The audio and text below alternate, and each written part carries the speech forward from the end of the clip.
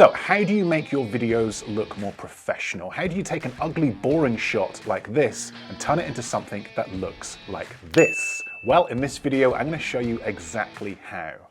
It's coming up. Hey everyone, Steve here from Learn Online Video, and today we're talking all about how to light your videos. Lighting is so important and can often be the difference between an amateur looking shot and a professional one. So in this video, I'm going to be showing you some quick and easy ways that you can make your footage look more professional using just one light, as well as some more advanced and creative techniques using 3-point lighting and color. Now, it doesn't matter what camera you're shooting on, a smartphone, a DSLR, or a mirrorless, as long as your camera has the ability to shoot in manual mode, all of these tips will apply. A big thanks to Nanlite for sponsoring this video. Been using their lights for a while now, both here in the studio as well as out on location. I'm a huge fan of their tube lights. These things are great. They change to just about any color you like. I use them to help light the background of my videos. I've put them inside a DeLorean time machine, and I'll be using them later in this video to help stylize the look of this footage. Okay, let's start nice and simple using just one light. The first thing we're going to do is we're going to close all the curtains, the blinds, and we're going to switch off all of the lights. Blank canvas and work our way up, starting with the most important light of them all, the key light. Now, the key light is your main light source, and it's what's used to light your subject. I'm going to be using the Forza 300B for this. I'm going to place it at a 45-degree angle. Now, it's really important that you diffuse this light, and the best way to do this is by using a softbox like this one here. Softboxes come in all different sizes, but the bigger your light source, the softer the light. So I'm going to use the biggest one I've got. This is going to help complement your subject. Here's a shot with no softbox or diffusion, really harsh, ugly looking light. And here is a shot using the same light, only this time with a softbox and diffusion. Also, if you want to direct your light more, then these honeycomb grids are really useful. They help create a more focused spotlight effect onto your subject and help prevent light spilling onto your background.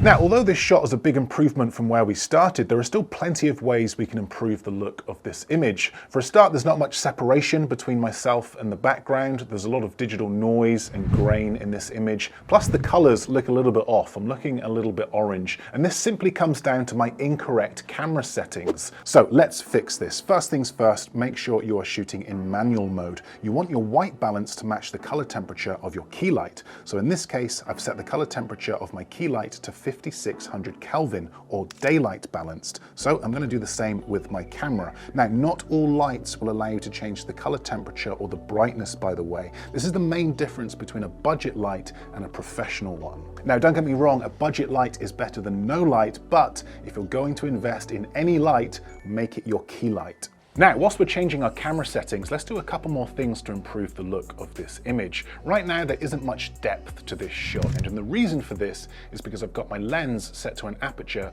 of f14, which is a very narrow depth of field, meaning everything is in focus. So I'm going to lower my aperture to f2.8. That's as low as this lens will go. Now, this is going to let in more light, so I'm going to need to compensate for this by lowering my ISO. We now have an ISO of 100 and an aperture of 2.8. This has helped remove some of that digital grain and noise in the image. It's also helped blur out the background for a much more professional look. Okay, so we've got our key light at a 45-degree angle. It's soft, it's diffused, we've got our camera settings dialed in, and this is the result. Before and after. A huge improvement using just one light. But how can we improve on this? Let's talk 3-point lighting. 3-point lighting is a technique that involves the use of 3 light sources in 3 distinct positions. We've got a key light. This is lighting our subject from a 45-degree angle. We've got a fill light. This is used to help fill in some of the shadows created by our key light. And we have a backlight or hair light.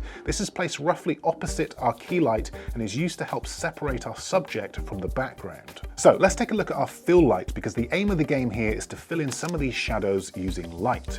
Now, a quick, cheap and easy way to fill in some of these shadows is by simply just bouncing your key light back onto your subject. And you can do this with either a bit of white card, a reflector like this one here. You can pick these up pretty cheap online. And this is a great hack if you only have one light, because it gives the illusion that you're using two. Now, because I've got more than one light, I'm going to use it. So I'm going to ditch the reflector and instead I'm going to use the Forza 60 with softbox. Remember, this light is going to be hitting our subject's face, so we don't want anything too harsh. As a general rule, your fill light should be dimmer than your key light. So we now have a shot which is a bit more evenly lit. We still want to keep some shadows on the face. Shadows are good. Shadows help create more depth and make your image look more three-dimensional. Let's now move on to our backlight or hair light. Now this should be placed higher up and opposite your key light behind your subject. The idea with this light is to help create a bit more separation between your subject and the background by casting light onto the back of their head and shoulders. I'm going to be using the Nanlite FS200 for this, no softbox this time. Also, a little hack here,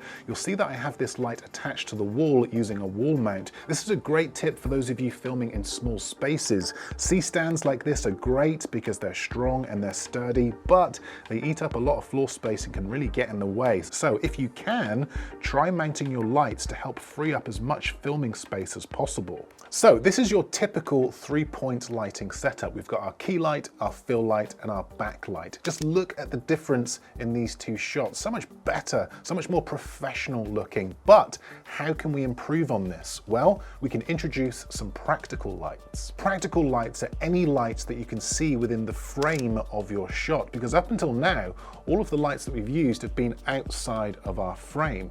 And essentially we've used these lights to light our subject. Now let's use practical lights to light the background. But what are some examples of practical lights? Well, I've got a computer in the background here, so the first thing I'm going to do is switch this on, and this instantly makes this shot look more interesting. You could use a lamp as a practical light. This is a great cheap way to add more interest to your shots, or one of my favorite ways is to use a Pavo tube like this one here. The beauty of a light like this is that you can change it to just about any color or brightness you like. I'm going to go with a teal color and place the light on my desk just underneath my monitor.